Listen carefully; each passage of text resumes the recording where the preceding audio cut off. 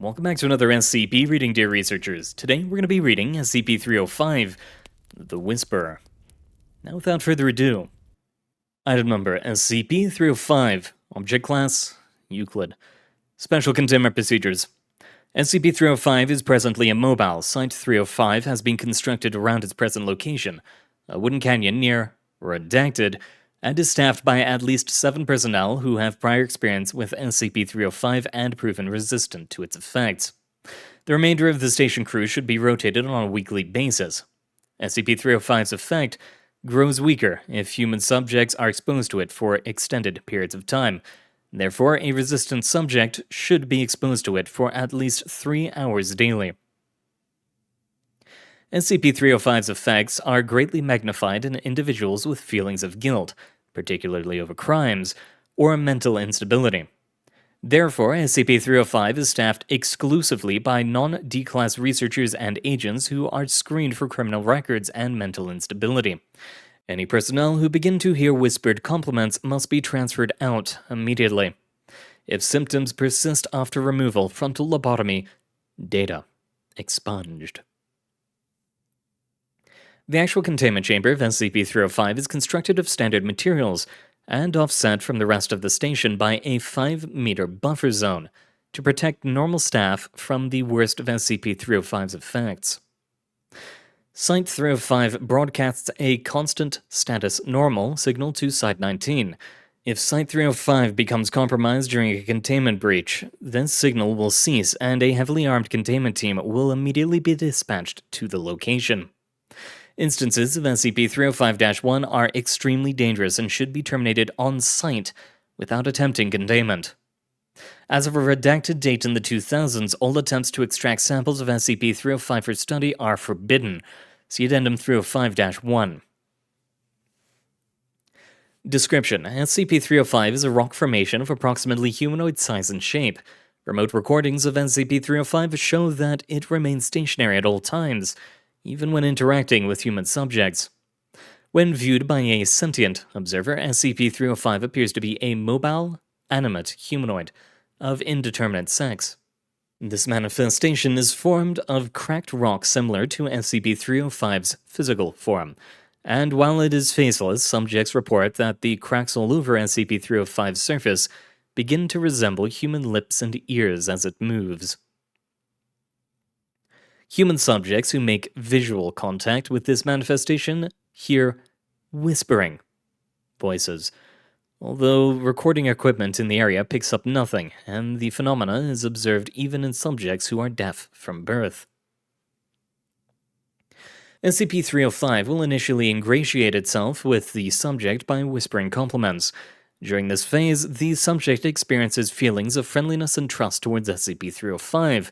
These sensations seem unrelated to the actual content of the compliments, which ranges from off to nonsensical and disturbing. A short list of reported compliments is included. You have beautiful eye sockets. Redacted, every one of your fingers. Your neck appears unusually flexible. In the second phrase, the subject began to hear many voices emanating from SCP-305. At this point, the whispers became critical, attempting to insult the subject or undermine the subject's self-esteem, especially by playing on the subject's guilty conscience. Like the compliments, these insults make little sense when recounted, but have a profound psychological effect, driving the subject to suicide before the final phase in 20% of cases. If the subject is removed from SCP-305's presence during Phase 2, the subject will hallucinate that these insults are emanating from mouth-like cracks that appear to form on the ground, walls, and ceiling. In the third and final phase, the voices will abruptly stop. 2 to 10 hours from the cessation of hallucinations, SCP-305's humanoid manifestation will appear and kill the subject.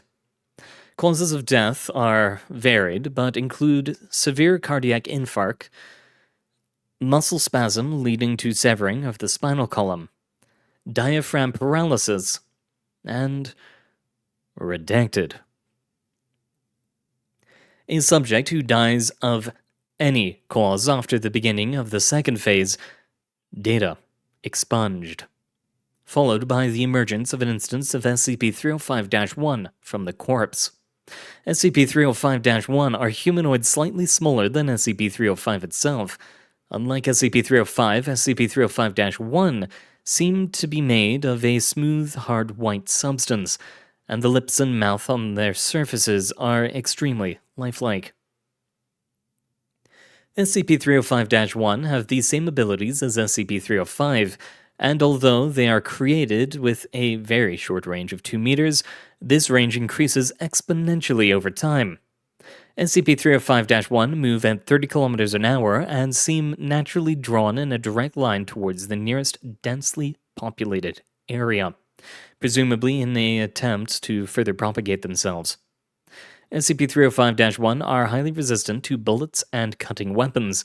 Elimination teams should be equipped with heavy ballistics and explosives. In subjects who have entered Stage 2, manifestation of SCP-305-1 can only be prevented by removal of 80%. Data expunged. Addendum 305-1. On a redacted date in the 2000s, Foundation personnel used a remote-controlled device to extract a sample of SCP-305's rock structure. SCP-305 began to emit loud grinding noises and a low growling sound. Existing cracks in the rock formation deepened, and several new ones formed in the vicinity of the removed rock sample. SCP-305 then moved its arms upward slightly and slid 1 foot about 10 centimeters across the ground, as if taking a step, shedding rock fragments as it moved before returning to its stationary state. Following this event, the range of SCP-305's psychic influence tripled, resulting in several data expunged. Sample proved to be ordinary sedimentary rock, consistent with the surrounding area. Follow-up X-ray scans on the formation itself revealed the presence of redacted, suggesting that the rock formation may actually be an imprisoned instance of data expunged. Upgrade to Keter requested. Pending. Well, first of all, how dare the Foundation redact some of this? I think it was a little bit unnecessary. Second of all, what on earth did it used to be? Why was it imprisoned? Ah well, thank you very much for coming, dear researchers.